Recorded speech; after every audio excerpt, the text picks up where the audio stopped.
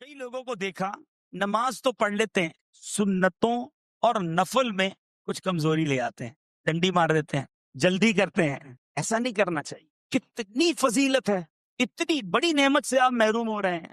مسجد تک بھی آ گئے، وضو بھی کیا، وقت بھی نکالا، نماز بھی پڑھی، اور سنتیں اور نفل چھوڑ کر جا رہے ہیں۔ ایسا نہ کریں، یہ آپ رحمت کے دریا سے بہت کچھ لے جا سکتے تھے۔ سنیے اور جھومیے۔ فرض نماز کی تو کیا ہی شان ہے۔ ارے جو فرض کے ساتھ سنتیں اور نوافل ہیں، ذرا ان کے فضائل بھی سنتے جائیے۔ اور آج معراج کا تحفہ جو نماز ہمیں عطا ہوئی ہے، اس کے مزید فضائل سن کر اپنے دل میں یہ نیت مضبوط کرتے جائیے کہ ہم نے پابندی کے ساتھ نماز کو ادا کرنا ہے۔ ام المومنین حضرت سیدتنا ام حبیبہ بنت ابی سفیان رضی اللہ تعالی عنہا فرماتی ہیں، میں نے خاتم المرسلین صلی اللہ تعالی علیہ وسلم کو فرماتے ہوئے سنا، جو مسلمان اللہ عز و جل کی رضا کے لیے روزانہ 12 رکعت نوافل ادا کرے گا، اللہ عز و جل اس کے لیے جنت میں ایک گھر بنائے گا۔ اب میرے پیارے اسلامی بھائیو، وہ 12 رکعتیں کون سی ہیں؟ 4 رکعتیں ظہر سے پہلے، 2 رکعتیں ظہر کے بعد، یہ جو سنتیں ہیں ان کا ذکر ہو رہا ہے، اور 2 رکعتیں مغرب کے بعد، 2 رکعتیں عشاء کے بعد، اور 2 رکعتیں فجر سے پہلے۔ یہ جو پورے دن میں سنتیں ہیں، ٹھیک ہے، وہ اگر کوئی پابندی سے ادا کر لے تو یہ 12 رکعتوں والی فضیلت، جنت میں گھر ملنے والی فضیلت اسے حاصل ہو جائے گی۔ اب ظہر کی سنتیں کس قدر مبارک ہیں، ذرا غور سے سنیے۔ ام المومنین سیدتنا عائشہ صدیقہ رضی اللہ تعالی عنہا روایت فرماتی ہیں، مسلم شریف کی حدیث ہے، نور کے پیکر تمام نبیوں کے سرور صلی اللہ تعالی علیہ وسلم نے فرمایا، فجر کی 2 رکعتیں دنیا اور جو کچھ اس دنیا میں ہے سب سے بہتر ہے، اور ایک روایت میں ہے کہ یہ 2 رکعتیں مجھے ساری دنیا سے زیادہ محبوب ہیں۔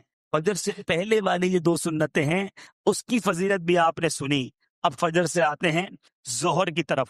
سیدتنا ام حبیبہ رضی اللہ تعالی عنہا فرماتی ہیں، میں نے سرکار والا تبار، ہم بے کسوں کے مددگار، شفیع روز شمار، 2 عالم کے مالک و مختار، حبیب پروردگار صلی اللہ تعالی علیہ وسلم کو فرماتے ہوئے سنا، جو شخص پابندی کے ساتھ ظہر سے پہلے اور بعد میں 4 رکعتیں ادا کرے گا، ظہر سے پہلے کی 4 سنتیں، پھر 2 سنتیں اور 2 نفل، ٹھیک ہے۔ شارٹ والی نماز کچھ لوگوں نے بنا لی ہے۔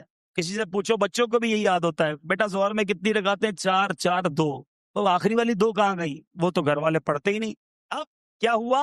فرمایا جو شخص پابندی کے ساتھ ظہر سے پہلے اور بعد میں 4 رکعتیں ادا کرے گا، اللہ عز و جل اس پر جہنم کو حرام فرما دے گا، جبکہ ایک روایت میں ہے کہ اس کے چہرے کو جہنم کی آگ کبھی نہ چھو سکے گی۔ یہ ظہر کی پہلے 4 رکعتیں اور بعد کی 4 رکعتوں کی فضیلت سنیے۔ اب عصر سے پہلے 4 رکعتیں پڑھتے ہیں، اس کی فضیلت بھی سن لیں۔ حضرت سیدنا ابن عمر رضی اللہ تعالیٰ عنہ سے روایت، نور کے پیکر تمام نبیوں کے سرور صلی اللہ تعالی علیہ وسلم نے فرمایا، اللہ عز و جل اس شخص پر رحم فرمائے جو عصر سے پہلے 4 رکعتیں ادا کرتا ہے۔ ایک اور جگہ میرے آقا نے فرمایا، جو عصر سے پہلے 4 رکعتیں ادا کرے گا، اللہ عز و جل اس کے بدن کو جہنم پر حرام فرما دے گا۔ دکان پہ بیٹھے رہیں گے، اذان ہوئی، ارے ابھی تو اذان ہوئی ہے، ابھی تو 10 منٹ باقی ہے، بیٹھو بیٹھو، ابھی بھی 5 منٹ ہیں، ارے ابھی جب اقامت ہوگی چلیں گے تو رکوع تک پہنچ جائیں گے۔ بالکل لاسٹ مومنٹ میں مسجد میں آنا ہے، باتیں کر رہے ہیں، ٹیلی فون پر بات، مستی مذاق کا وقت، ارے اگر 10 منٹ پہلے آ گئے، 4 رکعتیں ادا کر لی، جہنم سے نجات کا مشتہ مل رہا ہے۔ میرے پیارے اسلامی بھائیوں، یہ سودا مہنگا نہیں۔ حضرت سیدنا ابو ہریرہ رضی اللہ تعالیٰ عنہ سے روایت ہے، ابن ماجہ کی حدیث ہے، میرے آقا صلی اللہ تعالی علیہ وسلم نے فرمایا، جو مغرب کے بعد 6 رکعتیں اس طرح ادا کرے کہ ان کے درمیان کوئی بری بات نہ کہے، تو یہ 6 رکعتیں 12 سال کی عبادت کے برابر ہوں گی۔ مدنی انعام میں اوابین بھی ہے، دیکھتے جائیے، حدیثیں سنتے جائیے اور مدنی انعامات کی اہمیت کو سامنے رکھیے۔ مغرب کی نماز کے بعد 6 رکعتیں ادا کی جائیں اوابین کی نیت سے، فضیلت آپ نے سن لی۔ ایک اور جگہ سیدنا عمار بن یاسر فرماتے کہ میں نے سرکار دو عالم صلی اللہ تعالی وسلم کو نماز مغرب کے بعد 6 रकातें अदा करते देखा। आप सल्लल्लाहु अलैहि वसल्लम ने फरमाया कि जो मगरिब के बाद 6 रकातें अदा करेगा उसके गुनाह मुआफ कर दिए जाएंगे, अगरचे समुंदर के झाग के बराबर क्यों ना हो। अब बताओ, इस कदर बाबरकत हैं ये अव्वाबीन और ये मगरिब के बाद के 6 नवाफिल। अब इशा में 4 रकातें इशा के फर्ज से पहले हैं, बहुत कम लोग पढ़ते हैं। इतना कुछ मिलता है और मैं रोज छोड़ देता हूं। आपको कोई कहे जनाब आपने अपनी दुकान पर ये काम कर रहे हैं ना, रोजाना एक छोटा सा काम ये भी कर लें, आपके पैसे डबल हो जाएंगे। आप बोले यार एक क्यों दे रहे हो, 2 दे दो, पैसे 3 गुना कर देना। तो जब किसी थोड़े से काम करने से बेनिफिट ज्यादा हो वो काम हम फौरी कर लेते हैं। अब मस्जिद में आकर वुजू करके नमाज पढ़ने आई गए, अब फिर सुन्नतें छोड़ दी, नफल छोड़ दिया, इतनी बड़ी फजीलत छोड़ दी। इशा से पहले के 4 सुन्नतें। मेरे प्यारे और मोहतरम इस्लामी भाइयों, हजरत अनस रदी अल्लाह तआला अन्हु से रिवायत, शहंशाह अबरार सल्लल्लाहु तआला अलैहि वसल्लम ने फरमाया, जोहर से पहले 4 रकातें इशा के बाद 4 रकातें अदा करने की तरह हैं, और इशा के बाद 4 रकातें अदा करना शबे कद्र में 4 रकातें अदा करने के बराबर है। शबे कद्र की 4 रकातों से बराबर। इसी तरह मेरे प्यारे और मोहतरम इस्लामी भाइयों, खुश नसीब है वो लोग जो रात को भी तहज्जुद पढ़ते हैं। अल्लाह ताला हमें तहज्जुद की तौफीक अता फरमा। हजरत सैयदना अबू मालिक अशअरी रदी अल्लाह तआला से रिवायत, मेरे आका सल्लल्लाहु अलैहि वसल्लम ने फरमाया, बेशक जन्नत में कुछ ऐसे महल्लात हैं जिसमें आर पार नजर आता है। अल्लाह अज़्ज़ा वजल ने वो महल्लात उन लोगों के लिए तैयार किए हैं जो मुहताजों को खाना खिलाते हैं, सलाम को आम करते हैं, और रात को जब लोग सो रहे होते हैं तो नमाज पढ़। अल्लाह करीम कुरान मजीद में इरशाद फरमाता है, बिस्मिल्लाहिर्रहमानिर्रहीम, फ़अक़ीमुस्सलाह इन्नस्सलाता कानत अलल मुमिनीना किताबम मौक़ूता। आसान तर्जुमा कुरान कंजुल इरफान, तो हस्बे मामूल नमाज कायम करो, बेशक नमाज मुसलमानों पर मुकर्ररा वक्त में फर्ज है। क्या खूबसूरत अशार है। हर इबादत से बढ़कर इबादत नमाज, सारी दौलत से बढ़कर है दौलत नमाज। या खुदा तुझसे अत्तार की है दुआ, मुस्तफा की पढ़े सारी उम्मत नमाज, आमीन। तो है मेरे प्यारे इस्लामी भाइयों, कुरान में हमने सुना बेशक नमाज मुसलमानों पर मुकर्ररा वक्त में फर्ज है। इसकी तफसीर में क्या खूबसूरत लिखा, तफसीर कुरान सिरातुल जनान में है कि नमाज के औकात मुकर्रर है, फिक्स्ड है, लिहाजा लाजिम है कि इन औकात की रियायत की जाए। यानी नमाज टाइमिंग के अंदर फर्ज है, अपनी मर्जी से नहीं पढ़नी कि चलो सुबह सारी पढ़ ली, शाम बाद में सारी पढ़ ली। नमाज के टाइमिंग कुरान फरमाना है फर्ज है। अच्छा, बाज लोगों ने ये भी सवाल पूछा, क्या कुरान करीम में 5 नमाजों के वक्त का जिक्र भी मौजूद है? यही सवाल एक मरतबा सुल्तानुल मुफस्सिरीन हजरत अब्दुल्लाह इब्न अब्बास रज़ियल्लाहु तआला अन्हुमा से पूछा गया। किसी ने अर्ज की, क्या कुरान करीम में 5 नमाजों के वक्त बयान किए गए? फरमाया हाँ, कुरान करीम की 2 आयात में 5 की 5 नमाजों के वक्त जमा कर दिए गए हैं। फिर आपने पारा 21 सूरह रूम की आयत नंबर 17 और 18 की तिलावत की। जरा गौर से सुनिए कि कुरान में 5 नमाजों का टाइमिंग कैसे बयान हुआ। दुरूद पाक पढ़ने के बेशुमार फजाइल व बरक़ात हैं। मेरे आका मदीने वाले मुस्तफ़ा सल्लल्लाहु अलैहि वसल्लम फरमाते हैं, इज़ा फ़रग़ अहदुकुम मिन तुहूरिही फ़लयकुल अशहदु अन ला इलाहा इल्लल्लाहु व अन्ना मुहम्मदन अब्दुहु व रसूलुहु फ़ुम्मा लियुसल्ली अलैया फ़इज़ा क़ाल ज़ालिका फ़ुतिहत लहू अब्वाबुर रहमा। नबी पाक फरमाते हैं, जब तुम में से कोई वुज़ू से फारिग हो तो अशहदु अन ला इलाहा इल्लल्लाहु व अन्ना मुहम्मदन अब्दुहु व रसूलुहु पढ़े, फिर मुझ पर दुरूद शरीफ पढ़े। जब वो ये पढ़ेगा तो उसके लिए रहमत के दरवाजे खोल दिए जाएंगे। तो रोजाना वुजू के बाद ये कलमा पढ़ना है और दुरूद पाक पढ़ना। मैं दोबारा पढ़ लेता हूँ, बल्कि मिलकर पढ़ लें। अशहदु अन ला इलाहा इल्लल्लाहु व अन्ना मुहम्मदन अब्दुहु व रसूलुहु, और उसके बाद दुरूद पाक पढ़ना है।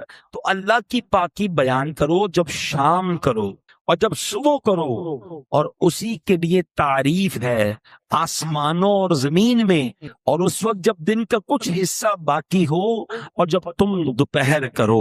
حضرت عبداللہ ابن عباس رضی اللہ تعالیٰ عنہما نے فرمایا اس آیت میں تسبیح سے مراد نماز ہے، شام کی تسبیح سے مراد مغرب اور عشاء ہے، صبح کی تسبیح سے مراد نماز فجر ہے، جب دن کا کچھ حصہ باقی ہو اس وقت کی تسبیح سے مراد نماز عصر ہے، دوپہر کی تسبیح سے مراد سحر کی نماز ہے۔ تو سبحان اللہ، قرآن پاک میں پانچوں نمازوں کے جو اوقات ہیں وہ بھی بیان کیے گئے۔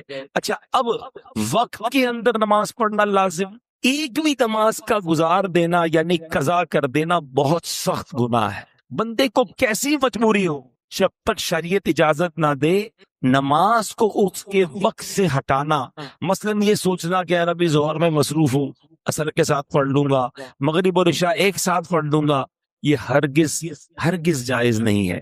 اب ذرا غور کیجئے گا نماز ٹائمنگ میں کتنی ضروری ہے کہ ایک مرتبہ ایک جنگ کا موقع ہے، مسلمانوں اور کفار کی جنگ ہو رہی ہے۔ اچھا، کافروں کو پتا تھا کہ مسلمان نماز کے بڑے پابند ہیں، عصر کی نماز کا وقت ہونے والا تھا، انہوں نے پلان کیا کہ جب یہ عصر پڑھیں گے نا ہم اسی وقت اٹیک کر دیں گے ان پر۔ اب یہ ان کا پلان تھا، اللہ کریم نے حضرت جبریل علیہ السلام کو بھیجا، اور سبحان اللہ، اللہ نے کیا خوبصورت طریقہ ارشاد فرمایا قرآن میں، 5ویں سپارے کی آیت نازل ہوئی، اس میں اللہ پاک نے نماز خوف کا طریقہ ارشاد فرمایا، تاکہ جب ایسا معاملہ آ جائے کہ تم 2 گروہ میں بٹ جاؤ اور ایک گروہ جماعت میں شامل ہو، امام کے ساتھ 1 رکعت پڑھے، پھر جو دوسرا گروپ ہے دشمن کے مقابلے میں رہے، پھر پہلا گروہ دشمن کے مقابلے میں آ جائے، دوسرا امام کے ساتھ جماعت میں شامل ہو۔ یہ ایک پورا طریقہ ہے جو قرآن پاک میں تفصیل کے ساتھ بیان کیا گیا۔ اب یہاں اندازہ لگائیں کہ نماز کو وقت کے اندر پڑھنا کتنا ضروری ہے۔ حالت جنگ میں بھی ظہر اور عصر یا مغرب اور عشاء ملا کر پڑھنے کی اجازت نہیں دی گئی۔ اب ذرا غور کریں کتنا امپورٹنٹ ہے کہ دشمن سامنے ہے، صفیں بنی ہوئی ہیں، عصر کا وقت آیا، یہ نہیں فرمایا کبھی لڑائی ہے جنگ ہے اس کے بعد پڑھ لینا، نہیں، طریقہ پورا بیان ہوا قرآن میں کہ امام کھڑا ہو اور جناب ایک صف بنائی جائے اور ایک جو گروہ ہے وہ دشمن کے مقابلے میں رہے، 1 رکعت ادا کرنے کے بعد، ایسا نہیں کہ پوری 4 رکعتیں، 1 رکعت یہ ادا کرے پھر یہ دشمن کے مقابلے میں جائے اور وہ گروہ آ جائے، ٹائمنگ کے ساتھ دشمن کے مقابلے میں بھی نماز بھی پڑھنے کا حکم قرآن نے دیا اور بعد جماعت نماز پڑھنے کا حکم دیا۔ اب ہمارا حال کیا ہے؟ یار آج سر میں درد ہے، ذرا کل پڑھ لیں گے، آج گھر میں مصروفیت زیادہ ہے، کل پڑھ لیں گے، آج بڑی امپورٹنٹ میٹنگ تو آفس میں چل رہی ہے، بڑا اہم کسٹمر آیا ہوا ہے، ابراڈ سے آیا ہوا ہے اور بڑا جناب آرڈر فائنل ہونا ہے، یار شام کو پڑھ لیں گے، نہیں جناب آج ذرا بارش ہو رہی ہے، موسم ٹھیک نہیں ہے، کل پڑھ لیں گے۔ یعنی ہو یہ گیا ہے کہ ہمیں ہر مصروفیت میں جو سب سے پہلی چیز ہم ڈراپ کرتے ہیں وہ ہم نماز کو ڈراپ کرتے ہیں، حالانکہ کسی بھی حالت میں، کسی بھی سچویشن میں، یعنی اس سے بڑی کیا سچویشن ہوگی کہ دشمن سامنے کھڑا ہے، مگر صحابہ کرام کو اس وقت بھی نماز پڑھنے کا ٹائم کے اندر حکم دیا گیا۔ کاش یہ ریئلائزیشن ہو جائے سارے کام بعد میں ہیں، پہلے نماز۔ ماشاءاللہ کئی ہم نے دیکھا آفیسز کے بعد لکھ دیتے نماز کا ٹائم، بھائی اس وقت کام بند ہے، 5-10-15 منٹ کا بریک لیں، اپنے امپلائیز کو پڑھائیں۔ میں آپ کو مزے کی بات بتاؤں، دعوت اسلامی میں آلموسٹ پاکستان میں 42,000 امپلائیز ہیں، 42,000 امپلائیز والی کمپنی شاید یہاں پر کوئی بھی نہیں بیٹھا ہوگا اتنی بڑی کمپنی کا اونر، ٹھیک ہے، لیکن ہمارا رول یہ ہے کہ جو بھی مصروفیت ہے نماز کا ٹائم ہوگا وہ کام بند ہو جائے گا، سارے لوگ نماز پڑھیں گے، بلکہ یہ رول ہے کہ جو بے نمازی ہے وہ ہمارا امپلائی نہیں بن سکتا۔ یعنی ہمارا رول یہ ہے کہ جناب جو اللہ کا نافرمان ہے وہ ہماری کمپنی کا فرما بردار کیسے بن سکتا ہے؟ آپ رول بنائیں نا کہ بھائی میرے آفس میں نمازی بندہ ہی جاب پہ رہے گا، اس سے کیا فائدہ ہوگا؟ 100 آدمی، 200 بندے، 500 بندے، جتنے سب نمازی بن جائیں گے، سب کا ثواب آپ کو ملے گا، عادت ہو جائے گی نماز کی، اور آپ بھی نماز پڑھیں۔ یعنی آپ جو جس پوزیشن پر ہے، اگر اس پوزیشن پہ نماز کے وقت پر آپ کھڑے ہو کے نماز پڑھنے چلے جائیں، یا نماز کا اہتمام کریں اپنے آفس میں، فیکٹری میں، گھر میں، بچوں کو بھی یہ ٹریننگ ہو کہ نماز چھوڑنے کا تصور ہی نہیں ہو۔ یعنی سب کو پتا ہے نماز کا ٹائم ہوگا، کوئی اور کام نہیں انشاءاللہ۔ اور میں آپ کو صحیح بتاؤں، آپ نمازی بنے ہمارے بچے نمازی بنیں گے. ہم تو ڈیلیبریٹلی اپنے بچوں کو ایک تربیت دے رہے ہیں, انفارچونیٹلی بتا نہیں رہے ہیں, مگر ایک ٹریننگ کیا دے رہے ہیں کہ ہر جمعے کو ابو نماز کے لیے جاتے ہیں, تو اب بچہ بھی جمعے کو ہی آئے گا. میرے آپ کے مرنے کے بعد بھی جمعہ ہی پڑے گا, کیونکہ اس نے دیکھا ابو تو ہر جمعے کو ہی مسجد جاتے ہیں, اس کے بعد تو پھر رمضان میں جاتے ہیں. یہ پوری ٹریننگ ہم ڈیلیبریٹلی دے رہے ہیں اپنے بچوں کو, اور ہمارے مرنے کے بعد بھی جمعہ ہی پڑھیں گے. تو آج ہم نے سنا کہ ایٹ اینی کاسٹ نماز قضا نہیں ہوگی. مفتی امجد علی اعظمی صاحب جنہوں نے بڑی کمال کی فقہ کی کتاب لکھی باہر شریعت, آپ نے اس میں ایک مسئلہ لکھا کہ اگر بندہ کشتی میں جا رہا ہے, کشتی اللہ نہ کرے طوفان کی نظر ہو گئی, ٹوٹ گئی, ایک بندے نے تختہ پکڑ لیا, تختے پہ بڑی مشکل سے بیٹھ گیا, اب اگر اس تختے پر بھی نماز کا وقت آئے گا تو اس حالت میں بھی اس پر نماز پڑھنا فرض ہوگی. اس سچویشن میں بھی نماز معاف نہیں ہے. لیکن ہم ہر چھوٹی سی سچویشن پہ, چھوٹی سی مصروفیت پہ, چھوٹا سا ایکسکیوز لے کر سب سے پہلے نماز کو چھوڑ دیتے ہیں. اب نیت کر لیں ہم ایسا نہیں کریں گے انشاءاللہ. صاحب باہر شریعت کی بات ہو رہی تھی مفتی امجد علی اعظمی صاحب کی, تو آپ کی زندگی کا ایک واقعہ آپ کو سناتا ہوں. ایک بار آپ بیمار ہو گئے تھے, بیماری کی وجہ سے آپ بے ہوش ہو گئے اور طویل بے ہوش رہے, دوپہر کو بے ہوش ہوئے, ظہر کی نماز کا وقت چلا گیا, عصر میں آپ بیدار ہوئے. جیسی ہوش آیا پہلا سوال یہ کیا کہ ظہر کا وقت باقی ہے, تو کسی نے بتایا حضور ظہر کا تو وقت چلا گیا ہے. آپ کی آنکھوں سے آنسو نکلنا شروع ہوا. کہا حضور کہیں درد ہو رہا ہے, دوبارہ تکلیف ہو رہی ہے. کہہ رہا اس سے بڑا درد کیا ہوگا, اس سے بڑی تکلیف کیا ہوگی کہ میری ظہر چلی گئی. تو انہوں نے کہا حضور آپ تو عالم دین ہیں, آپ کو تو مسئلہ پتہ ہے کہ بے ہوشی کے عالم میں اگر وقت گزر جائے تو اس پر پکڑ نہیں ہے, اس پر گناہ نہیں ہے, یہ نماز قضا ہوئی مگر آپ کے ہاتھ میں نہیں تھا.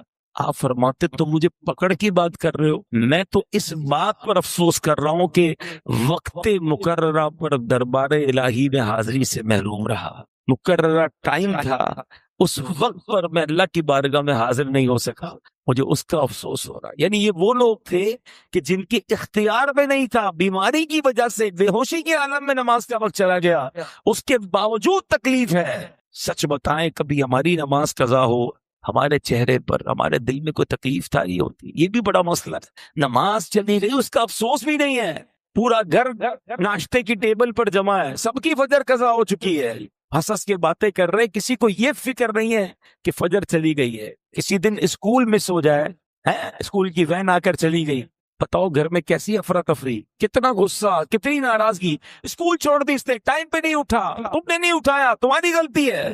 یار ایک دن کی اسکول چلی گئی, اتنی ٹینشن, فجر سب کی چلی گئی, نو ٹینشن. کیسا گھر ہے وہ, ذرا سوچئے کہ صبح ہوتی ہے اس گھر میں کوئی بھی نہیں اٹھتا فجر کے لیے. یعنی مارننگ میں ہی اللہ کو ناراض کر دیا, یعنی سٹارٹ آف دا ڈے اللہ کو ناراض کر کے ہم اٹھ رہے ہیں سارے. یار ابتدا ایسی تو ہو کہ سارے گھر والے اٹھے.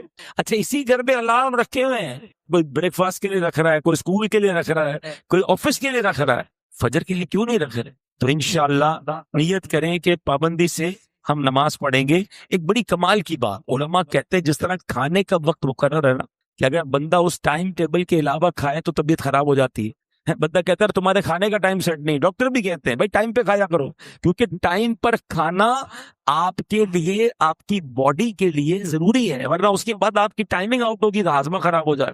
بالکل اسی طرح دل کی غذا کے یہ 5 ٹائمنگ ہے, ذرا سمجھیے اس کو. یہ روحانیت کے دروازے کھلتے ہیں اس وقت. اگر آپ وقت مقررہ پر نماز پڑھتے ہیں نا, تو آپ کے دل کو روحانیت کی پراپر غذا ملتی ہے.